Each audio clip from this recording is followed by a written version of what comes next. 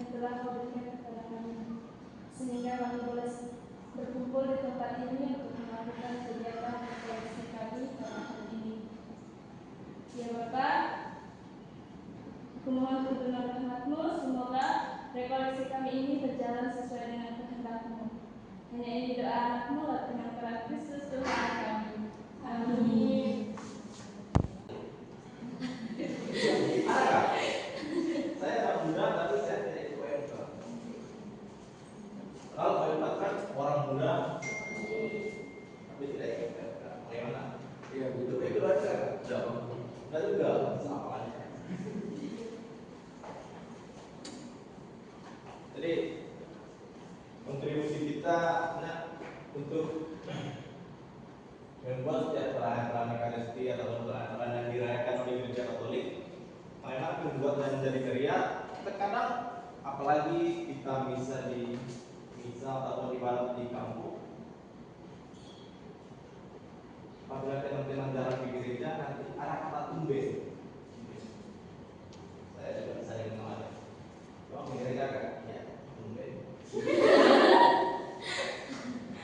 Agak semangat saya.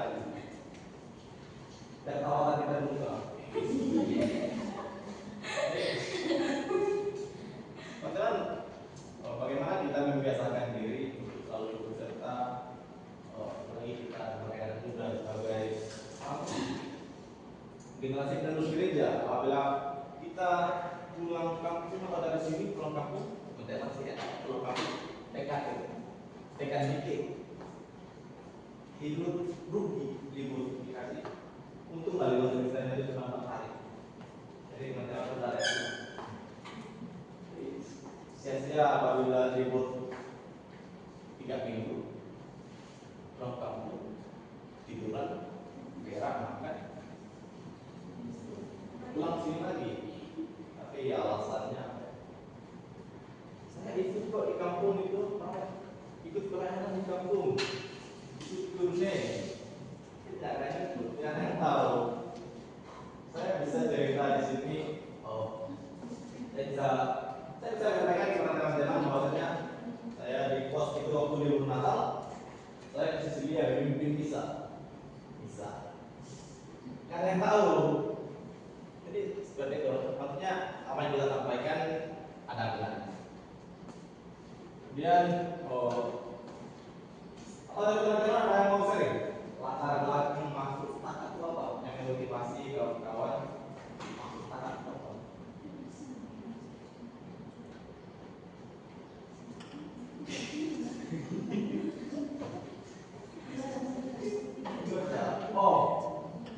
Dua Mirna dan Paula.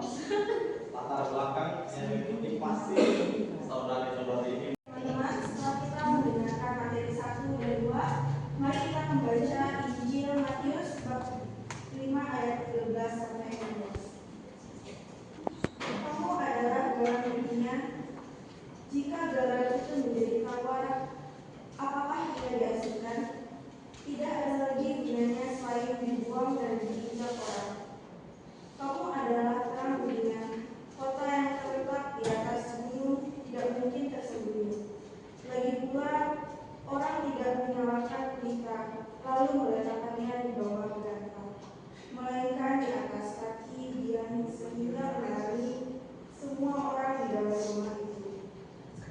Demikianlah hendaknya terangmu bercahaya di depan orang, supaya yang mereka melihat perbuatanmu yang baik dan memuliakan Bapamu yang di surga. Baik teman-teman, setelah kita mendengarkan Injil tersebut, marilah kita merefleksi apa yang telah diambil dari ayat kitab suci tersebut. Mari kita mengambil sikapnya, berbicara dalam hati kepada Tuhan untuk memahami peran mereka masing-masing.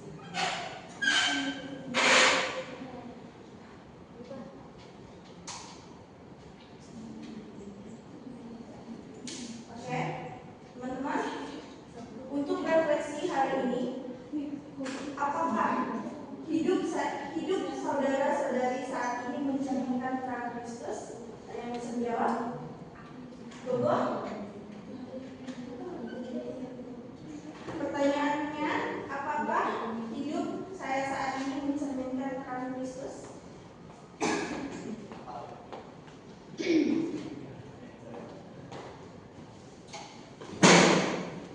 Ya, apa itu contohnya? Ada yang lain lagi, Ocha?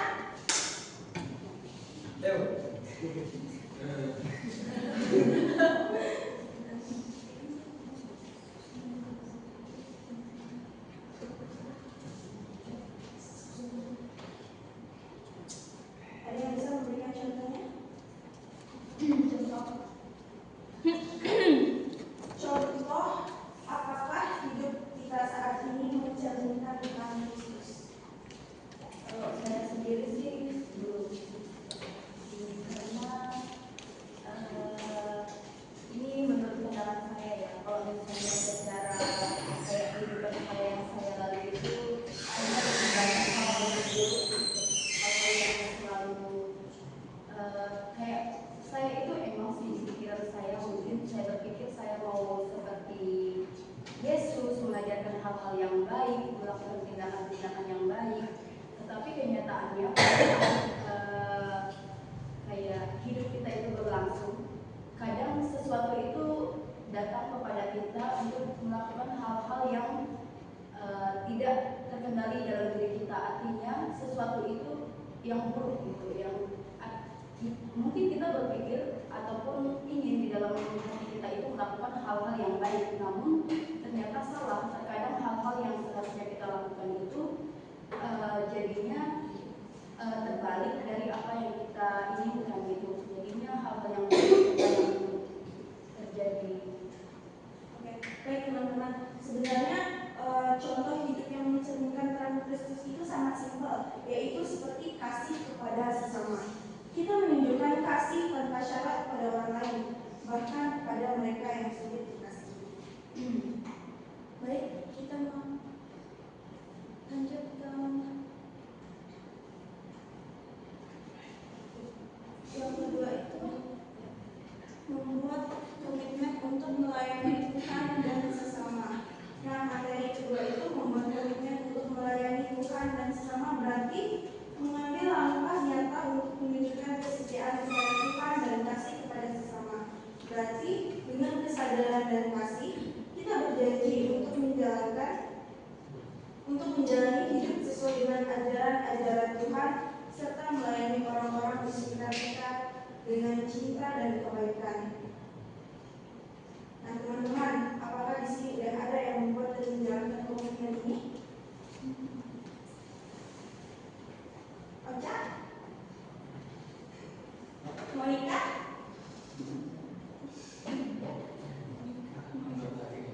Contohnya aja. Tidak ada ya? Oke, baik. Salah satu cara kita untuk menjalankan komitmen ini adalah mengenal firman Tuhan, yaitu membaca Alkitab dan memahami ajaran Yesus, terutama tentang kasih dan pelayanan. Seperti di dalam Injil Matius bab 22 ayat 39 yang berisi tentang kasihilah sesamamu manusia seperti dirimu sendiri. Oke,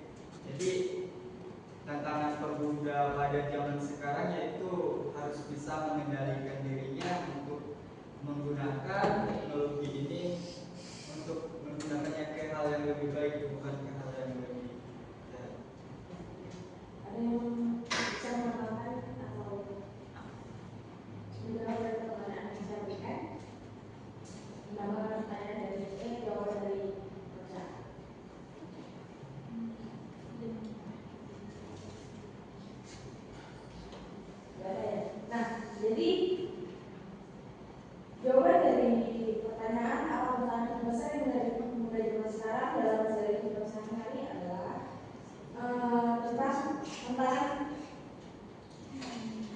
tekanan untuk mengikuti standar sosial. Nah, dan kesuksesan yang seringkali tidak sejalan dengan nilai-nilai iman. Jadi dalam kehidupan sehari-hari kita sebagai pemuda dapat menghadapinya dengan lebih bijaksana berlingkungan, menetapkan tujuan yang sehat, dan kita tidak terburu-buru membandingkan diri dengan orang lain di media sosial. Nah, jadi kayak misalkan kita cuma bisnisnya seperti ini, kita gaya hidupnya seperti ini, jangan mengikuti media sosial untuk melebih-lebihkan diri di media sosial.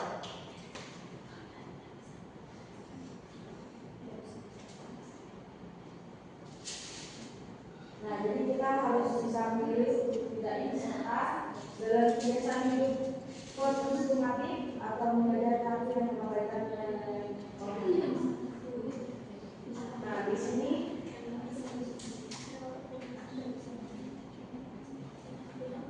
yang bagian kedua, menjaga kemurnian hati di tengah godaan dunia. Nah, di sini saya akan jelas sedikit. Menjaga kemurnian hati di tengah godaan dunia. Kemurnian hati adalah hal yang sangat penting untuk dipertahankan dalam kehidupan seseorang pemuda, terlebih di dunia yang penuh dengan godaan. Nah, media sosial seringkali memunculkan berbagai bentuk keinginan duniawi yang bisa mengalihkan perhatian dari nilai-nilai rohani. Untuk itu, demi menjaga kemurnian hati, kita sebagai pemuda harus senantiasa mengingat dan memperkuat identitas kita dalam Tuhan. Kayak kita mengatur waktu dengan baik, memilih teman yang mendukung pertumbuhan rohani, serta menghindari konten yang merusak jiwa. Dengan itu, langkah penting yang dapat diambil. Nah, jadi kemurnian hati bukan hanya soal menghindari dosa, tetapi juga berkomitmen untuk hidup dengan integritas, kejujuran, dan kasih kepada sesama. Nah, jadi dalam hal ini pemuda ditantang untuk menjadi teladan dalam setiap aspek kehidupan, baik di dunia maupun nyata. Nah, di sini yang ketiga yaitu pentingnya komunitas rohani bagi pertumbuhan iman. Nah, di sini komunitas rohani memiliki peran yang sangat besar dalam membantu pemuda tumbuh dalam iman. Dalam dunia yang serba cepat dan seringkali tidak menentu, komunitas rohani memberikan rasa kebersamaan, dukungan moral, dan kesempatan untuk saling menguatkan. Melalui persekutuan dengan sesama orang percaya, belajar untuk lebih memahami firman Tuhan, seperti berdoa bersama dan saling mendorong dalam menghadapi berbagai tantangan hidup.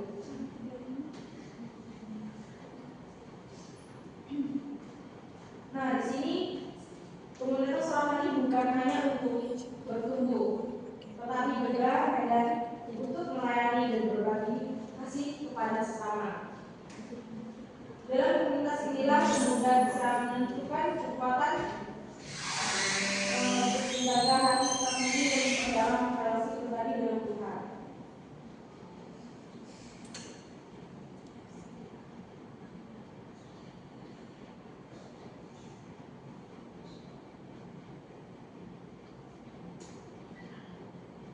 Di sini yang keempat, relevansi gereja dengan kaum muda. Nah, di sini penjelasannya, gereja memiliki peran penting dalam menjawab tantangan yang dihadapi oleh kaum muda di zaman ini. Namun, agar gereja tetap relevan, perlu ada penyesuaian cara penyampaian pesan agar sesuai dengan bahasa dan budaya pemuda masa ini. Ini bukan berarti mengubah inti dari iman Kristen, tetapi lebih mengajarkan ke dalam firman Tuhan agar mudah dipahami dan diterima. Nah, jadi gereja harus menjadi tempat yang ramah bagi pemuda, di mana mereka bisa merasa diterima, diperhatikan, dan diberikan ruang untuk bertumbuh.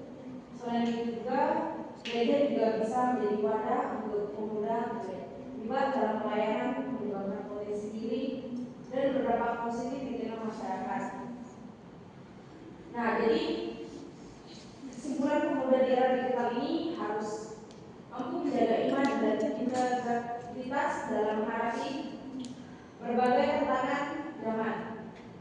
Dengan dukungan komunitas rohani dan para gereja yang relevan, mereka dapat gerakannya tuh kayak kakak ngomong banyak di bawah batu batu ada saya batu tegak terus batu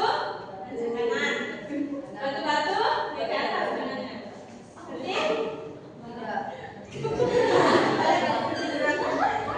nanti tapi nanti kakak misalnya kakak nyebut batu-batu tapi nanti kakak nanti salah gerakannya. Jadi dengar aja apa yang kakak ucapkan ya.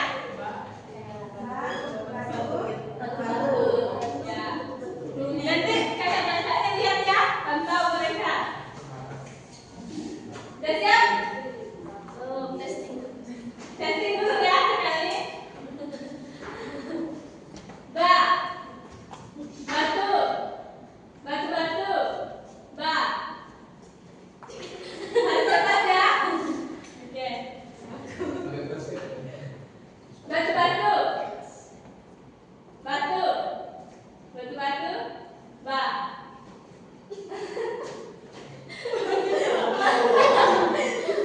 Kasih pola hukum. Nanti ya, ini masih permulaan.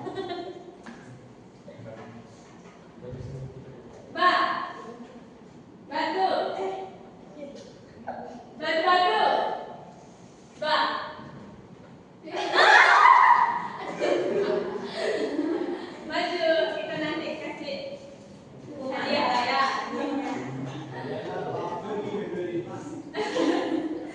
Lanjut, kita dari teman ya. Coba, siapa yang bisa fokus lah?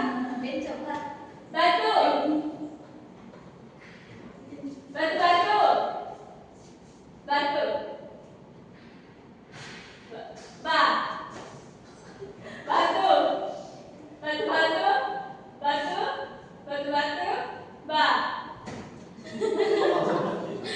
Fokus ya.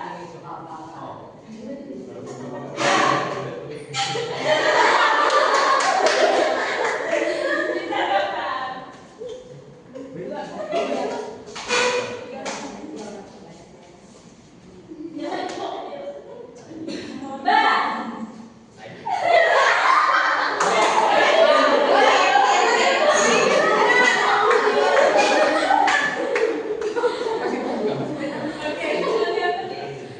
Oke,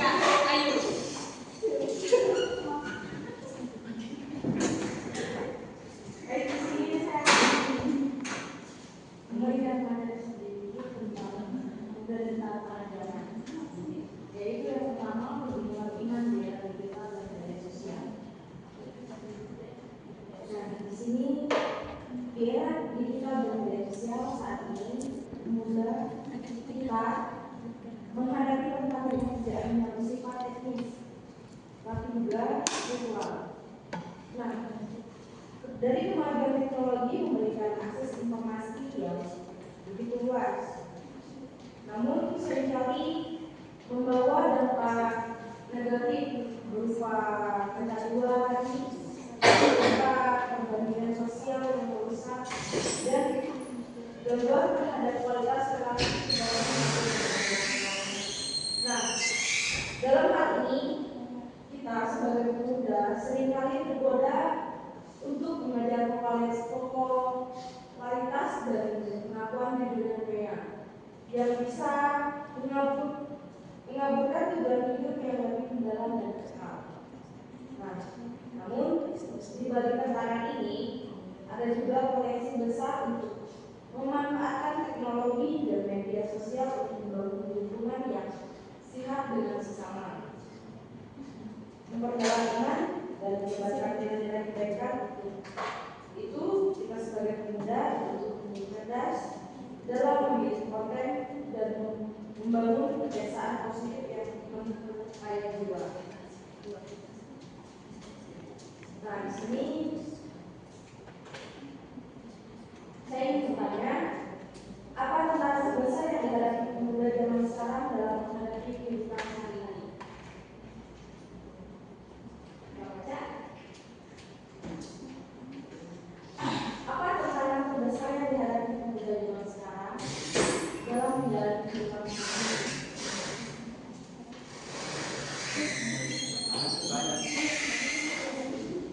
Yang berkaitan